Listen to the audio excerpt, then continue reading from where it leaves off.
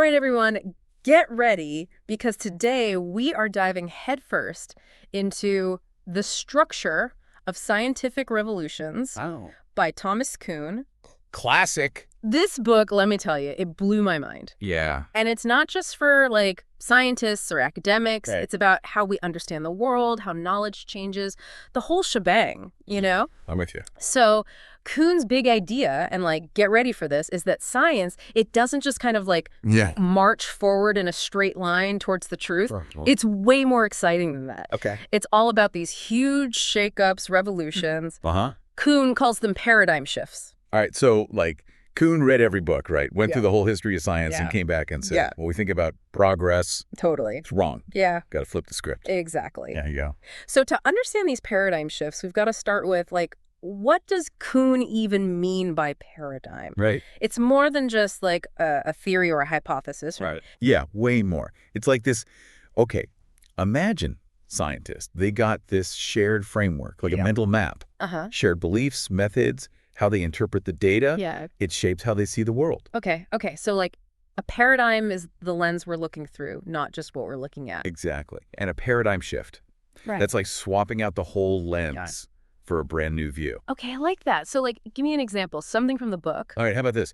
Going from an Earth-centered to a sun-centered solar system. Oh, yeah, the Copernican revolution. Talk about a paradigm shift. Huge. Right. It changed everything. I mean, yeah, to think that, like, for centuries, people really believed that the Earth was the center of everything. It wasn't just astronomy. Yeah. Right? It was religion, philosophy. Yeah. Like, this belief touched everything. Yeah, it was whole worldview. And then Copernicus comes along, puts the sun in the center, Ooh. and suddenly humanity's place in the universe.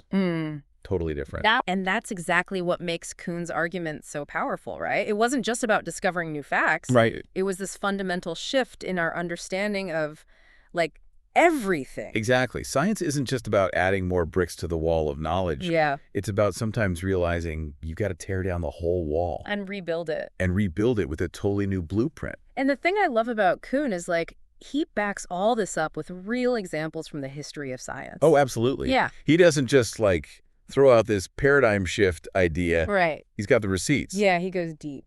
But even with all that, there are some, shall we say, lively debates. Oh, I bet. About some of his ideas. Like what? Well, this whole paradigm thing. Yeah. Some folks find it a little vague. I get that. Like, what exactly does it include? How do you measure a paradigm shift? Right, it's a bit slippery. Exactly. So some scholars, they get a little nervous. I mean, it's not like there's a paradigm measuring device, right? Right. Though, to be fair to Kuhn, he does say that he's mostly talking about what he calls mature sciences. Okay, so, like, physics, chemistry, that kind of thing. Exactly. So maybe not every field has these massive earth-shattering paradigm shifts in the same way. Interesting. But it does make you wonder. Tell me. If these paradigm shifts, these, like, fundamental changes in thinking, if they're happening all around us, even outside of, like, the hard sciences, you know? I'm listening. Like, what about art? Okay. When Impressionism came along. Right. It totally changed how people thought about art, how they experienced it. Totally different way of seeing. That's a paradigm shift if ever I saw one. You know what I love about that example? What? It perfectly illustrates another big idea from Kuhn. Okay. Incommensurability. Now there's a word. Right. It means, like, how do you even compare two paradigms when they're so different? It's like apples and oranges. Exactly. Except we're talking about ways of knowing, ways of understanding the world. Right. So it's not just that one paradigm is right and the other is wrong. Yeah. They're like playing different games entirely. With different rules, different goals, everything. And you can't judge one game by the rules of another, right? Exactly. So how do we even begin to make sense of these different paradigms, these different ways of seeing? Well, so we've been like really getting into these huge shifts in thinking, these paradigm shifts. Right. But it's not like scientists are just like sitting around waiting for the next one to come along. No, not at all. Kuhn talks about this other side of science. Yep. He calls it normal science. Normal science, huh? Sounds kind of, well, normal. Yeah, it's the day-to-day work of science. Well. But it's crucial. It's like, imagine a scientist. Yeah. We're deep in the world of Newtonian physics. Okay. They're not trying to, like, disprove gravity. Right. They're using those laws, those principles, to solve problems, to answer questions within that framework. So, like, they're working within the existing paradigm, not trying to overthrow it. Exactly. They're refining it, pushing its boundaries. So it's like they're playing a game, but they're trying to, like, master the rules, see how far they can take them. Perfect analogy. And sometimes, while they're playing the game, they stumble on something weird. Oh, I know what you're going to say. Wit anomalies, right? Exactly. Those pesky little things that don't quite fit. Those cracks in the perfect surface of the paradigm. Exactly. And those cracks, they can be a big deal. Because they can lead to those paradigm shifts. Right. At first, you might ignore them. Yeah, sweep them under the rug. Or you try to explain them away like, oh, it's just a measurement error. Right. But the more you try to ignore them, the bigger they seem to get. And eventually, you can't ignore them anymore. That's when things get really interesting. All right, that's when you get a crisis. Ooh, a crisis in science. A crisis in the paradigm itself. The foundations start to shake. And that's when those truly revolutionary ideas, the ones that challenge the very core of the old paradigm, that's when they can emerge. Exactly. And this is where Kuhn's argument gets really radical. Okay, how so?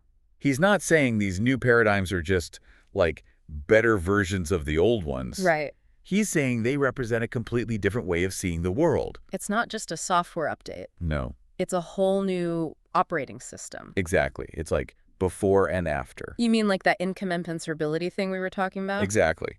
The old and new paradigms. Yeah. They're not just disagreeing, they're almost impossible to compare. Like trying to have a conversation about, like, the internet? Yes. With someone who lived before it existed? Perfect example. You're coming from such different places. Totally different paradigms. You can't even agree on the basic terms. It's like, how would you explain the color blue to someone who's been blind since birth? It's just a fundamentally different experience. Yeah. So how do these paradigm shifts actually happen? It's not like scientists all just wake up one day and say, new paradigm, let's go. It's messy, right? Yeah, I bet there's a lot of push and pull. Oh, absolutely. Kuhn talks about this, like struggle. Between the old and the new. Between the old guard. The scientists who built their careers on the old paradigm. Exactly. They've got a lot invested. Yeah, I can only imagine the arguments, the debates. Oh, I'm sure there were some heated faculty lounge discussions. Hey, I've been studying this for 30 years, and you're telling me it's all wrong. Right. It's not just about being stubborn, though. Okay. Kuhn says these paradigms are so deep. Yeah. They shape how we see the world, what we accept as evidence. So what might be like a groundbreaking discovery to one scientist could just look like, I don't know, an anomaly or even a mistake to another. Absolutely. It all depends on the paradigm you're working with. So it's not just about having more data, better instruments, fancier labs. It's about how we interpret that information. Through the lens of our existing beliefs. Wow. So these paradigm shifts, they really are transformative. They shake things up at the deepest level. They force us to confront our assumptions, to maybe even see the world with fresh eyes. Exactly. And that's the power of Kuhn's work, right? It's not just about science, is it? It's about how we know what we know. About the limits of our own knowledge. And the importance of questioning. Always questioning. You know when it makes us uncomfortable? Especially then. You know, it's like we've been talking about these big, like, mind-blowing shifts in science. Yeah. But it really hit me that Kuhn, he doesn't just think these paradigm shifts are, like, some abstract thing. Right. He thinks they're really important for how we live our lives. Absolutely. It's like he's saying, look, these paradigms, these ways we understand the world, they're made by humans. Right. But they also shape how we experience reality. It's like we build these mental models. Yes. But then we end up living inside them. And we might not even realize it.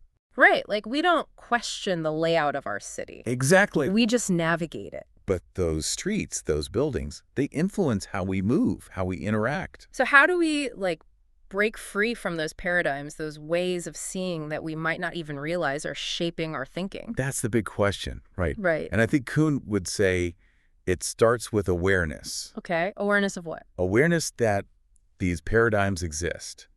Just knowing that our worldview is shaped by these assumptions. Yeah.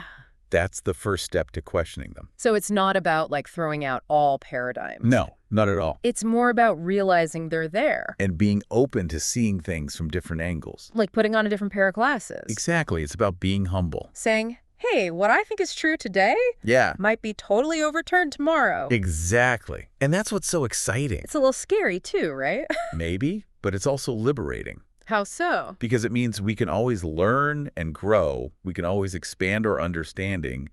So, like, what paradigms are we stuck in right now that future generations will look back on and be like, what were they thinking? Right.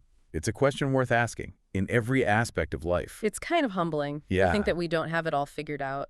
But it's also what makes the pursuit of knowledge so exciting. Right.